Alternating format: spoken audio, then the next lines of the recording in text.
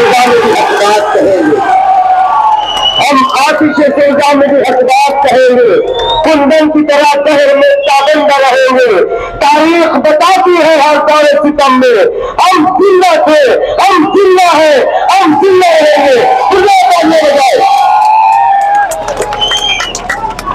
आज के जलसे के सदर मोहतरम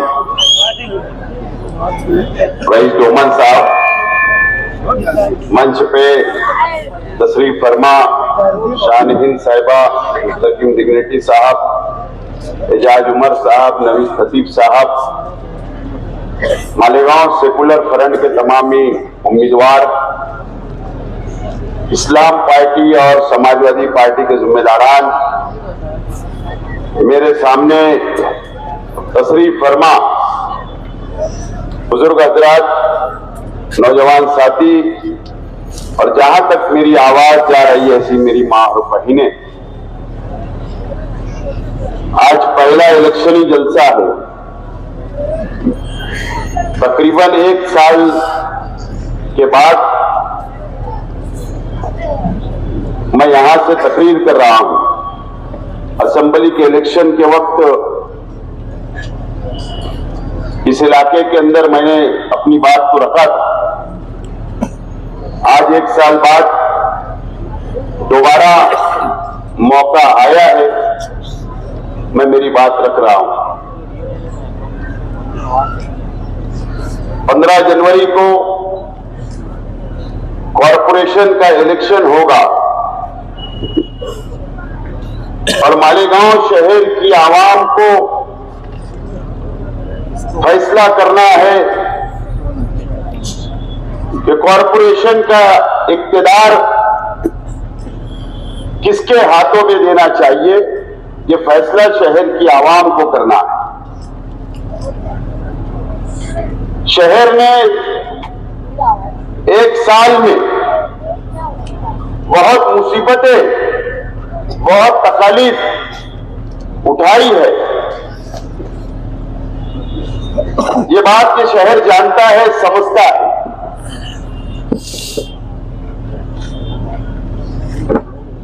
जिस इलाके के अंदर जलसा हो रहा है, ये मौलाना अब्दुल हमीद नुमानी साहब का इलाका। जिस इलाके के अंदर जलसा हो रहा है, ये मौलाना अब्दुल कादिर साहब का इलाका, मौलाना हनीफ मिल्ली साहब का इलाका, मौलाना याकूब अशरफी साहब का इलाका। ये वो मौलाना याकूब अशरफी साहब का इलाका, ये एक ऐसा इलाका है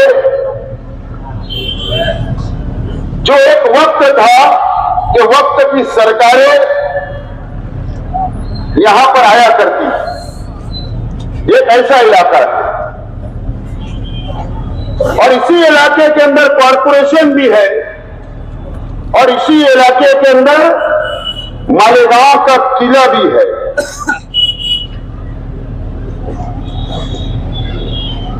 और इसी इलाके को हमारे शहर के एमएलए साहब का गढ़ माना जाता है। आज इस इलाके की आवाम मेरी बातों को सुन रही है। मैं बहुत हैरान और परेशान हूं कि मालेगांव शहर के अंदर जो एमआईएम का टिकट बटा, जिन लोगों को टिकट दिया गया, मुस्तकीम डिग्निटी साहब ने कहा कि आप उनके चेहरे देख लो, आप उनके किरदार देख लो, आप उनकी शनाख्त तो देख लो और महसूस करो। ये शहर खुद ब खुद महसूस करेगा कि शहर के एमएलए साहब को असेंबली के इलेक्शन में एमएलए साहब के बच्चे को किडनैप किया गया था और इस इलेक्शन के अंदर एमएलए साहब को ही किडनैप कर दिया। आप देख लो, एमएलए साहब ने जितने भी नहीं डिक्लेयर करे, जो प्रेस कॉन्फ्रेंस हुई, वो प्रेस कॉन्फ्रेंस किडनैपर थे, किडनैपर। जबरदस्ती, दादागिरी से, गुंडागर्दी से टिकट का ऐलान करवाया गया। तो नयापुरे के अंदर एमएलए साहब ने पहली प्रेस कॉन्फ्रेंस जो अकेले ली, जो वो अकेले बैठे थे, उन्होंने कहा था कि पार्टी का कोई सदर नहीं है। उन्होंने कहा था कि पार्टी की बॉडी बर्खास्त हो चुकी है, और उन्होंने कहा था कि दूसरी पार्टियों से आने वालों को टिकट नहीं दिया जाएगा। इस बात का ऐलान एमएलए साहब ने किया था। यानी एक मैसेज उन्होंने दिया था। उसकी वजह यह थी, बुनियादी वजह यह थी कि जो हमारी पार्टी से बगावत करके या समाजवादी पार्टी से बगावत करके जो लोग गए, उनसे ये पानी की टाकी वालों ने पहले ही माल बटोर लिए। मेरे साथ तो ये बात समझ रही थी। अब माल वापस देने की नौबत ना आए, इसके लिए आनंद फानन में दूसरे दिन मिश्री खा के बारे में यादगार चौक के ऊपर अर्जेंट में प्रेस कॉन्फ्रेंस दिलवाकर उन्हीं लोगों का पहले ऐलान किया गया जो बगावत करके हमारी पार्टी से गए थे, उन्हीं का ऐलान करवाया गया। किडनैप कर लिया गया था। असेंबली के इलेक्शन के वक्त भी ना जाने मुफ्ती मोहम्मद इस्माइल कासमी साहब की कौन सी मजबूरी है, मुझे नहीं पता। असेंबली के इलेक्शन के वक्त भी एमएलए साहब के बच्चे को आगरा रोड के कंपाउंड से कट्टा लगा के दोबारा बोल रहा हूं, किडनैप किया गया था। गाड़ी में ले जाकर पूरा हाईवे घुमाया गया था, सिर्फ पैसे के लिए कि पैसा दो, इसके लिए। क्या मजबूरी है? क्या मुफ्ती मोहम्मद इस्माइल कासमी साहब क्यों डरते हो आप? एमएलए साहब क्यों डरते हो आप? मैं आज इस रविवार की आवाम से और खास तौर से हीरापुरा, खास तौर पर यहां के रहने वाले जो हीरापुरा गुलशन मालिक में गए हैं रहने के लिए, या बेलबाग के लोग वहां रहने के लिए गए हैं, मैं आज आप लोगों से अपील करता हूं और मैं एक बात आज बताता हूं आप लोगों को। 2019 के इलेक्शन 2019 के इलेक्शन में मैं इसीलिए बात बोल रहा हूं कि एमएलए साहब की क्या मजबूरी है। 2019 के इलेक्शन में मासूम साहब कुट्टी पर एक साबिक कारपोरेटर डॉक्टर का बंगला है।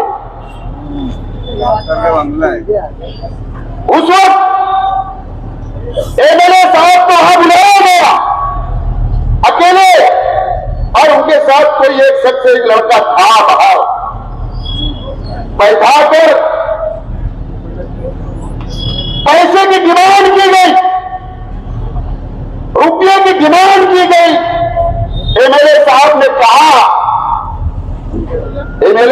कहा कि मेरी जमीन बिकने वाली है, वो पैसा आएगा, 4 दिन लगेगा, 2 दिन लगेगा।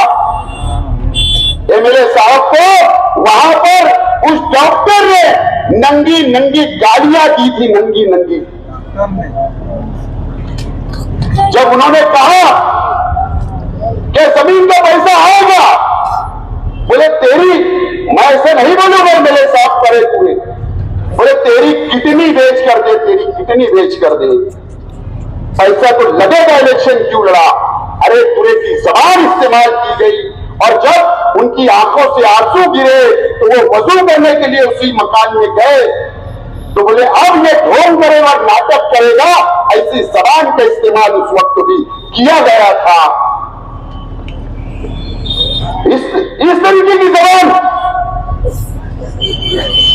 का इस्तेमाल उस वक्त भी किया गया था। उसके बाद गालियां दी गई, उसके बाद एमएलए साहब हुजरे में गए मस्जिद के और वहां पर शायद उन्होंने भड़ास अपनी निकाली या आंसू गिरे या रोए, वजू किए, ऐसा मेरी मालूमात है।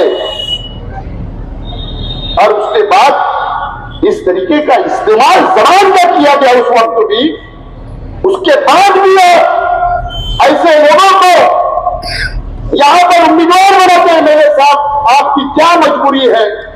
आप हीरापुरे में भी ऐसे लोगों को उम्मीदवार बनाते हैं, आपकी क्या मजबूरी है?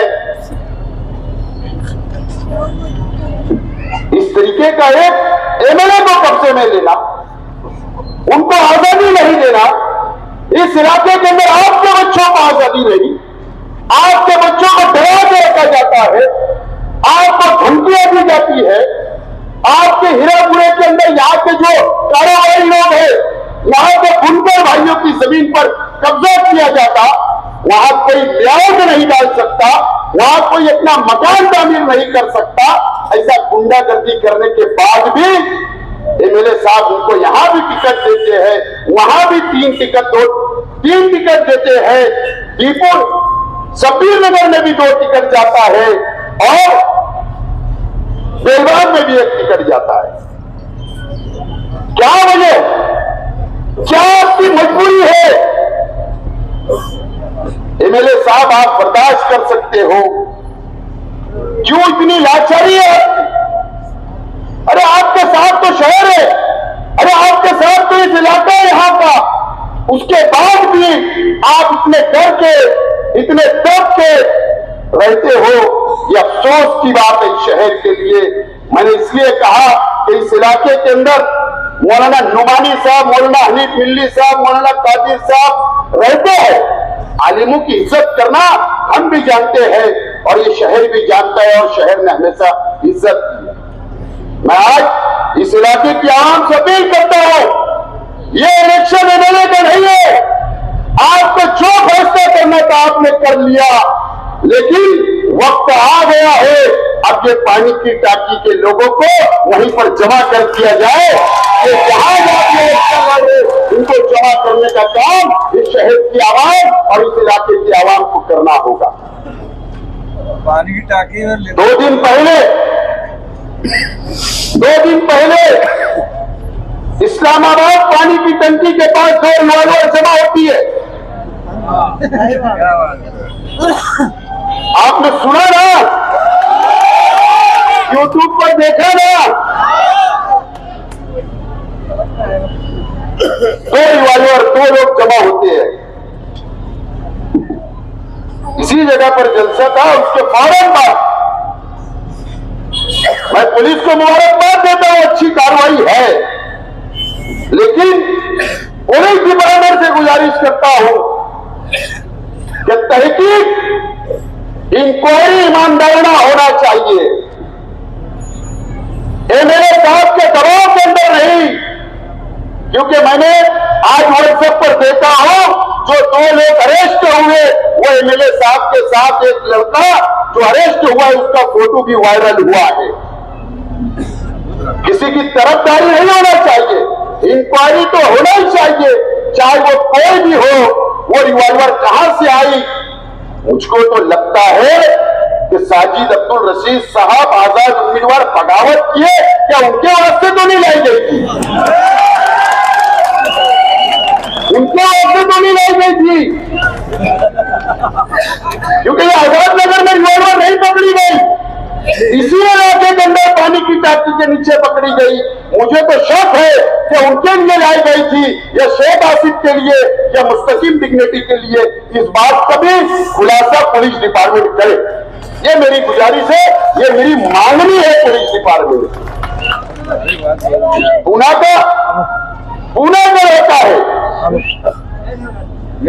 वो कहां रहता था, वो कहां खाता था, वो किसके साथ घूमता था, उसको पैसा कौन देता था? अरे आज तो मोबाइल का जमाना है, टेक्नोलॉजी का जमाना है। डिपार्टमेंट सीडीआर निकाल ले, दूध का दूध और पानी का पानी हो जाएगा। लेकिन हम कार्रवाई की डिमांड करते हैं, इलेक्शन के आज नहीं, आज होना चाहिए, आज होना चाहिए। दूध का दूध और पानी का पानी। इसी इलेक्शन के अंदर आज हम पब्लिक के बीच में रहने वाले लोग हैं, पब्लिक के प्रतिनिधि हैं, पब्लिक के नुमाइंदे हैं। आज हम यहां पर जलसा कर रहे। अभी हमको इलेक्शन के अंदर जो आजादी है, हम पूरे शहर में जलसा करेंगे। हो सकता है हमको धोखा हो, तो इसके लिए इंक्वायरी आज होना चाहिए। यह मेरी डिमांड है पुलिस डिपार्टमेंट से। दोस्तों और साथियों, ये इलेक्शन मैं नहीं चाहता था कि अच्छाई और बुराई में होना चाहिए था। मैं भी चाहता था कि अच्छाई और बुराई पे होना चाहिए था, लेकिन हिमायम अच्छाई और बुराई की बात उन्होंने बंद कर दी। आज भी पहला जलसा हमारा है, तुम्हारा भी पहला हुआ। जो दिन बचे हैं, जितने भी दिन बचे हैं, आज मैं आपसे चैलेंज करता हूं, चलो अच्छाई और बुराई पे इलेक्शन लड़ी लेते हैं। लेकिन आप नहीं रहोगे। लेकिन दोस्तों और साथियों, ये इलेक्शन की अहमियत ये रोड गटर का इलेक्शन नहीं है। ये इलेक्शन ये शहर को बचाने का इलेक्शन है, फिरकापरस्त ताकतों से बचाने का इलेक्शन है, ये शहर को बचाने का इलेक्शन है। मैं यहां के मुसलमानों से अपील करता हूं, हम अलग अलग बिरादरी के हो सकते, हम अलग अलग मजहब के मानने वाले हो सकते हैं, लेकिन हम मुसलमान हैं। ये शहर को बचाना है। एक हो गो, सेकुलर फ्रंट के उम्मीदवारों का साथ दो। आपके ही मोहल्ले के अंदर किला बस्ती है। ये किला बस्ती में नीतीश राणे बीजेपी का मंत्री किले के ऊपर आकर आपकी बस्ती की तरफ उंगली उठाकर बताया था और बुलडोजर भी लग गया था। अल्लाह का प्रेम है कि हम ही लोग थे कि हम लोगों ने हाईकोर्ट के अंदर लड़ाई लड़ी और आज भी बस्ती कायम है। ये बात इलाके की आवाम और आपको समझना है, इस शहर की आवाम समझना है। और अमेंडमेंट भी रहा, आज हमको नहीं समझ रहा। कॉर्पोरेशन से ताल्लुक होता, हमारा शहर मस्जिद और मीनारों का शहर, खानकाओं का शहर है, दरगाहों का शहर है, उलमाओं का शहर है, मुसलमानों का शहर है। कॉर्पोरेशन से ताल्लुक, मस्जिद का परमिशन, कब्रिस्तान का परमिशन, मदरसे का परमिशन, तमाम ही कानूनी मंजूरी अगर कहीं मिलती है तो कॉर्पोरेशन से मिलती है। जन्म दाखिले रद्द कर दिए गए, 3400 दाखिले रद्द हो गए, कई लोग जेल में है। आज भी हम लोग लड़ाई लड़ रहे। एसआईआर आएगा, सर्वे होगा, शेख आसिफ कभी आप कभी, आपके पेपर दुरुस्त, आपको वोटर लिस्ट की यादी 2002 की और आज की, आपको पूरे पेपर क्लियर करना है। गिरीश महाजन साहब कल मालेगांव शहर आए और उन्होंने कहा कि 22 सीट चुन कर दे दो, मैं मेयर बनाऊंगा। अगर वो लोग का इख्तियार आ गया, अगर कॉर्पोरेशन पे कब्जा हो गया और यही अंदर से मिले हुए लोग हैं, अगर ये लोग बैठ गए, याद रखना एसआईआर के सर्वे के अंदर जो तकलीफ आएगी, 70 लाख लोगों का नाम बिहार में कटा है। ये मालेगांव को निशाना बनाया जा रहा है। अगर सर्वे हमारा मुकम्मल नहीं हुआ, कई हजारों लोगों का नाम काट दिए जाएंगे। सर्वे में फिर हमको रोहिंग्या और बांग्लादेशी पुकारा जाएगा, पाकिस्तानी पुकारा जाएगा। आज वक्त की जरूरत है। असेंबली का इलेक्शन हो गया, उस वक्त हम रहते या नहीं रहते, लेकिन हम लड़ने वाले लोग हैं। कानूनी लड़ाई लड़ सकते हैं, रोड की लड़ाई लड़ सकते हैं, बीजेपी से लड़ सकते हैं, आरएसएस से लड़ सकते हैं। हमारे पास पूरे लड़ने वालों की टीम मौजूद है। हर तरह की लड़ाई हम लोग लड़ सकते हैं। ये टीम है हमारी। एक मरतबा इख्तियार दे दो, 5 साल के लिए फिरका परस्तों को जवाब देने के लिए और इन लोगों को ठेकेदारी इनकी बंद करने का कोई मौका आया। मुझे मालूम है लावा पक रहा है इस वार्ड के अंदर, यहां भी लावा पकने दो और 21 नंबर हीरापुरा इलाके में भी जरा लावा पका दो। मौका मिलेगा नहीं, ये मौका है आपके पास। आपको डराया जा सकता है, धमकाया जा सकता है सामने, लेकिन जब आप स्कूल के अंदर वोट देने के लिए जाओगे तो जब आपको कोई डराएगा नहीं, कोई धमकाएगा नहीं, सिर्फ और सिर्फ आपको रिक्शा और साइकिल पर वोट देकर पूरे शहर के अंदर आप लोग कामयाब करो। मैंने इसी जगह से कहा था कि मुझे एमएलए बना दो, मैं इनकी दादागिरी खत्म करूंगा। ठीक है, आपको नहीं मंजूर था, वापस अपील कर रहा हूं, अगर दादागिरी खत्म करना है तो आप इनको गुरुवार वार्ड के हम तैयारी कर रही पार्सल वापस का, आप भी ये पार्सल जमा करा दो। खेल खत्म। कब तक जुल्म सहोगे, कब तक आपके ऊपर जुल्म होगा, कब तक आपके बच्चों पर जुल्म किया जाएगा, कब तक आप लोग बर्दाश्त करोगे। उसके बावजूद भी एमएलए साहब ने लाभ दिया, इस्लामपुरे में कई लोगों को लादा, नयापुरे में कई लोगों को लादा गया। कब तक ये बर्दाश्त करोगे। एमएलए साहब सीधे आदमी है, कुछ बोलेंगे नहीं, बोलना आप एमएलए रहो 5 साल, अब कारपोरेशन हमको दे दो, बाकी का काम हम लोग निपटा लेंगे। तो 15 तारीख को साइकिल और रिक्शा के ऊपर बटन दबाकर कामयाब करो। बहुत बहुत शुक्रिया। खुदा हाफिज। अगला जलसा जुमा के दिन अय्यूब नगर चौक, अय्यूब नगर गुरुवार वार्ड सैलानी चौक में होगा, तमाम लोग शिरकत करें। याद रहे अगला जलसा रोड सैलानी चौक पर होगा।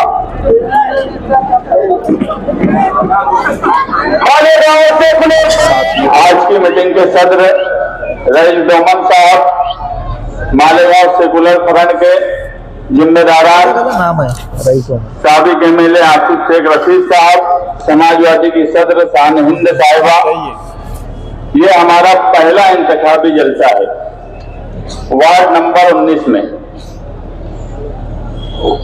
इस जलसे से हम शहर भर में अपनी बात पहुंचाना चाहते हैं कि ये इलेक्शन सिर्फ बुनियादी जरूरत का नहीं है, ये इलेक्शन हमारे तहफ्फुज़ का है।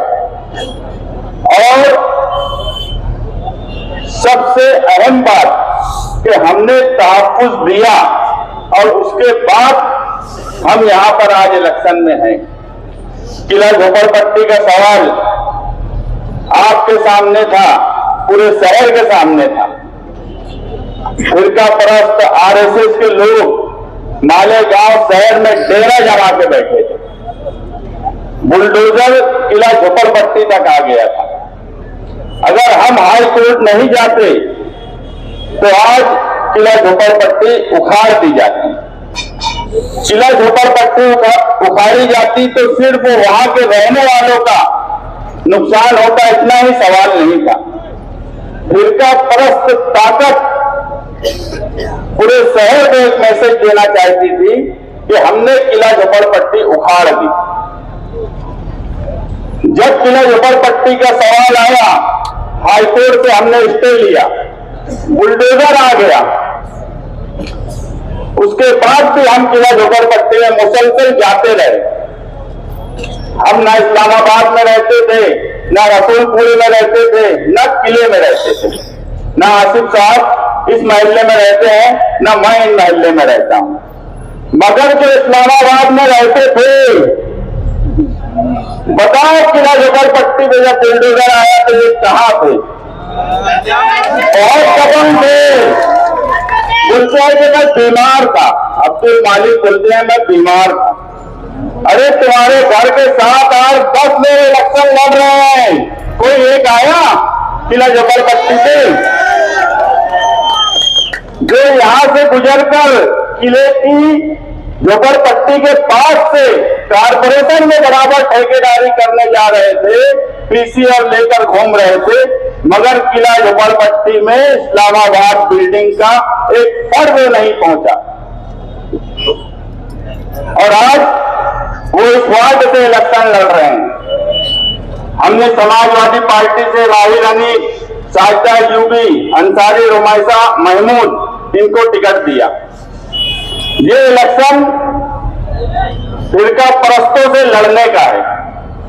मैं आपको आज की बीजेपी के गिरीश महाजन की कुछ सेकंड की ऑडियो और वीडियो सुनाता हूं, आप सुनिए, फिर उस पर मैं 2-5 मिनट बात करूंगा बस। मतलब वो बताएं।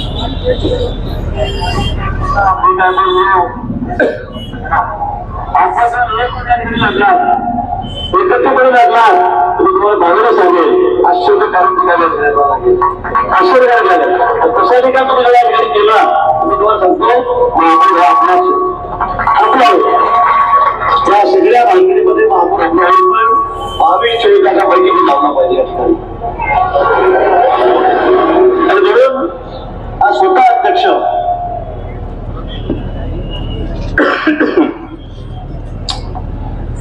84 सीट है मालेगांव शहर में। कोई भी पार्टी 40 सीट अगर लाएंगी तो वो अपना मेयर बना सकती है, मगर बीजेपी बड़े धड़ल्ले से बोल रही है नदी के उस पार कि 22-24 सीट आप दे दो, इस बार हमारी सेटिंग है, हम अपना मेयर बनाएंगे। तो किससे सेटिंग है? किससे सेटिंग है? कोई 20-22 सीट पे मेयर नहीं बना सकता, हम भी नहीं बना सकते।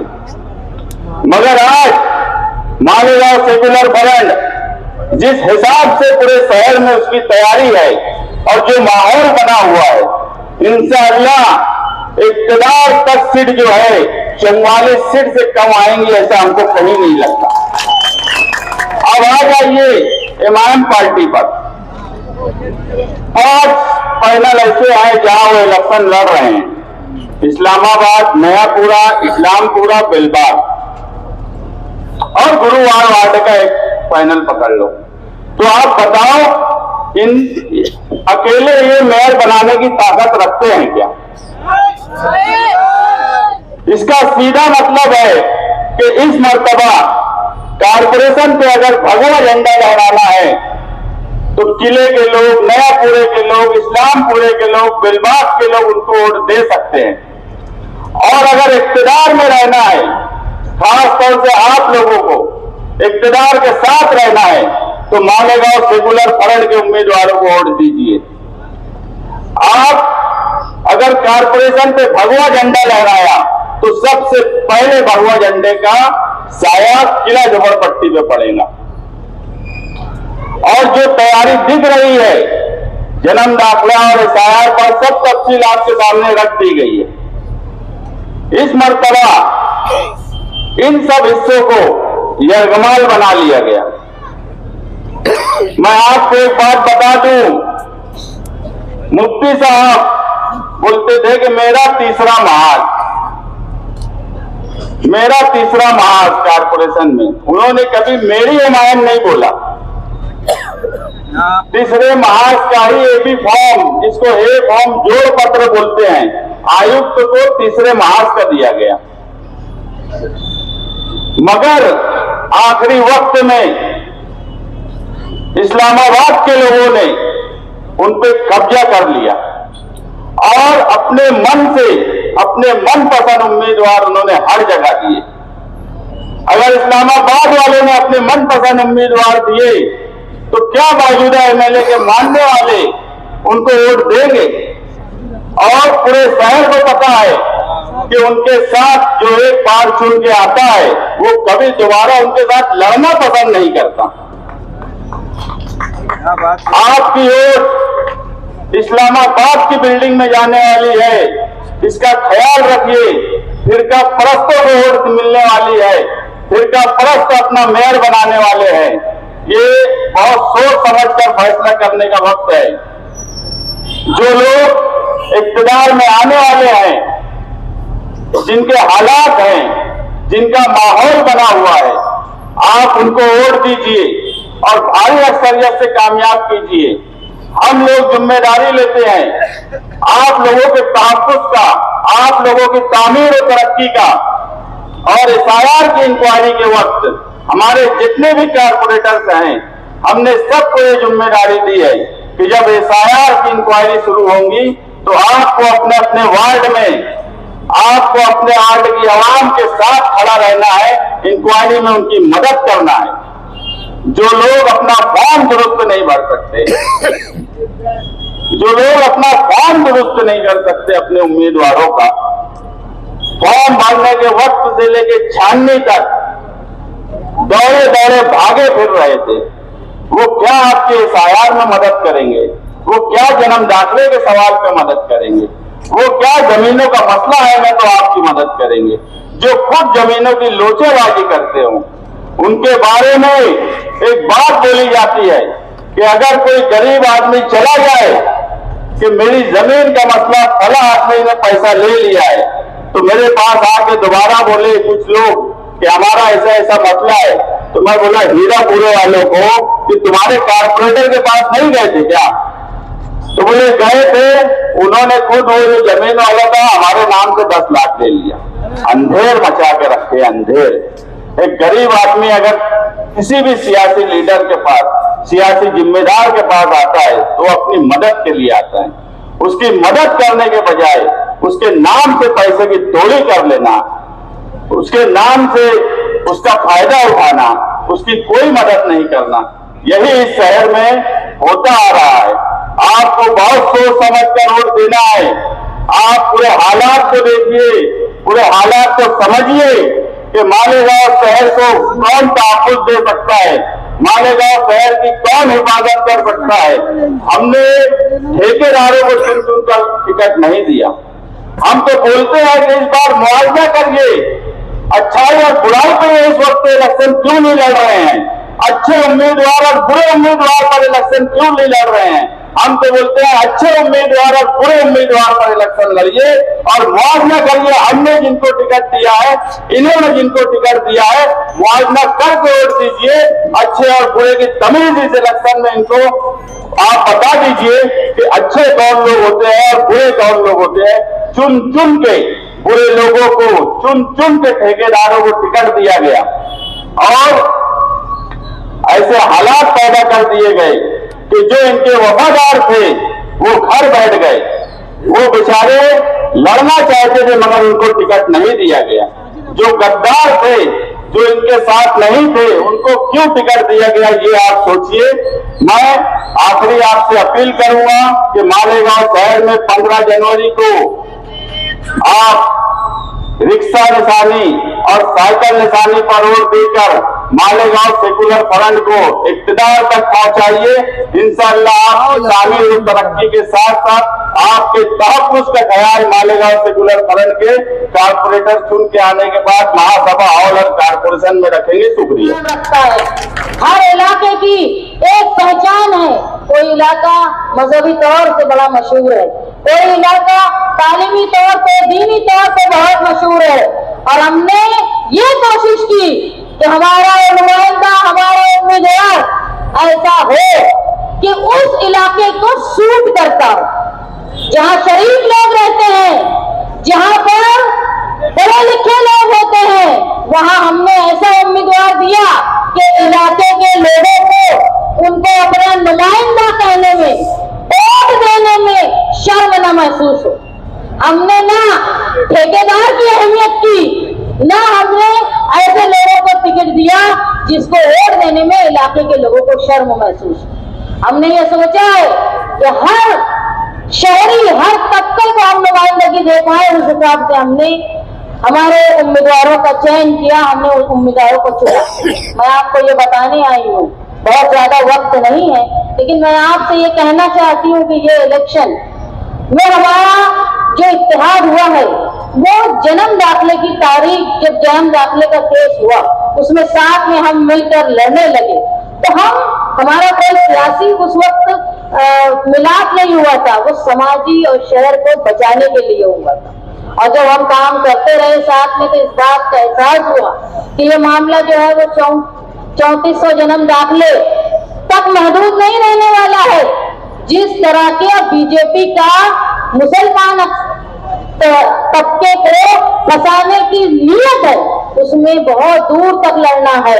आप ये समझ लो, मालेगांव डिफेंस कमेटी बनाकर अगर लड़ रहे थे शेख आसिफ साहब, मुस्तकीम बिन्नती साहब, तो ये मामूली काम नहीं था। जहां फिरका परस्तों के खिलाफ, जहां बीजेपी के खिलाफ उनके इरादों को कुचलने के लिए कोई लीडर खड़ा होता है, चाहे वो सियासी हो चाहे दीनी हो, उनको कानून और केस में फंसा के बीजेपी जो है उनको जेलों में सड़ा देती है। आपने देखा होगा उमर खालिद का क्या हाल। तो ये हिम्मत करना, ये भी बहुत बड़ी बात थी। अब हम लोग जब साथ में रहे, हमने ये देखा कि अब SIR की मुसीबत आ रही है। मैंने सुना पिछले दिनों कोई कह रहे थे कि SIR के वक्त में हम मदद करेंगे। अरे जन्म दाखिले के टाइम में तुमने क्या मदद की? किसी का उठा कर देखा जिसको नोटिस मिली है उसके घर की हालत क्या थी, जो जेल में है, कभी उनके बारे में तुमने सोचा? अरे औरत अभी भी 11 महीने से जेल में है, उसके घर वालों से पूछा, उसके 3 महीने की बच्ची को छोड़कर वो गई थी, और मासूम बच्चे, कभी उनके बारे में फिक्र थी? तुमने सिर्फ ये फिक्र थी कि मालेगांव शहर में इलेक्शन आ रहा है 7-8 साल के बाद, इसमें नीलामी से टिकट दिया गया।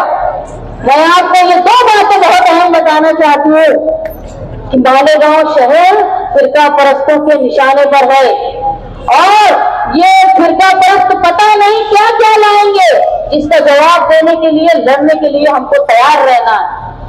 इस संजीदगी के मौके पर अगर कोई पार्टी अपनी पार्टी के टिकट को नीलामी के जरिए फरोख्त करती है, तो तुम समझ लो कि उनकी नीयत और आवाम के लिए उनकी ज़हनियत, उनकी सोच शहर के तहफ़्फ़ुज़ के लिए क्या है।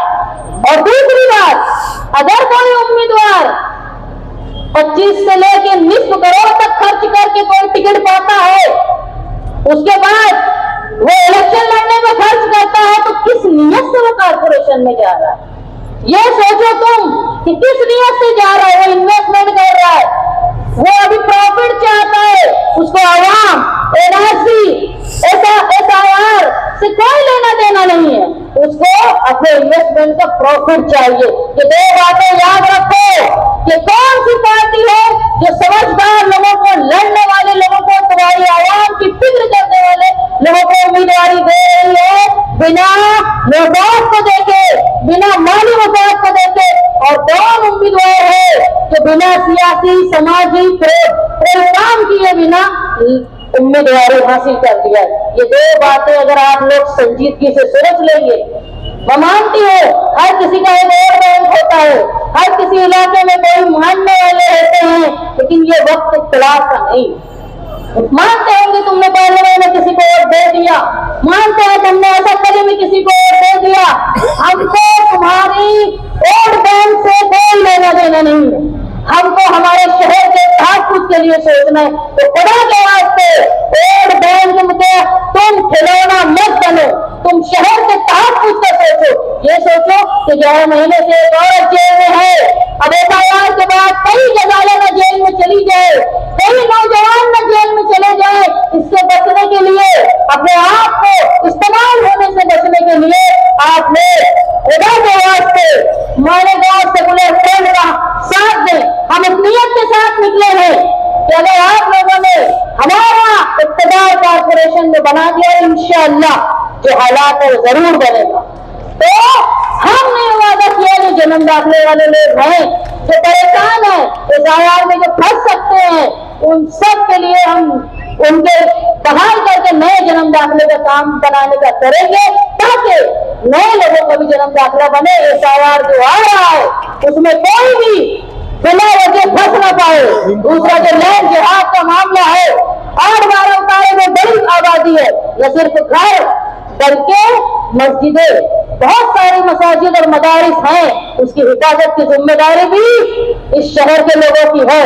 तो आप ये सोचो कि यहाँ अपने घर भी महफूज रखना है, अपनी शहरियत भी महफूज रखना है, अपनी माँ बहनों की हिफाजत भी करना है, हमारे कागजात भी पूरे करने हैं, साथ में तुमको अपने शहर के तहफ़्फ़ुज़ के लिए मिलकर लड़ना है। तो मैं आपसे गुजारिश करती हूँ, जो इलाके में मौजूद लोग हैं, अभी जो मौजूद है, वो अपने बाहर जाएंगे तो सबको बोलो कि ये लोग निकले हैं शहर बचाने के लिए, शहर की तरक्की के लिए आप उनका साथ दो। भले तुमने पहले किसी को वोट दिया हो, उससे हमारा लेना देना नहीं। हम तहफ्फुज़ के लिए निकले हैं, आप हमारा साथ दो। और आने वाले वक्त में हम वादा करते हैं कि जब SIR आएगा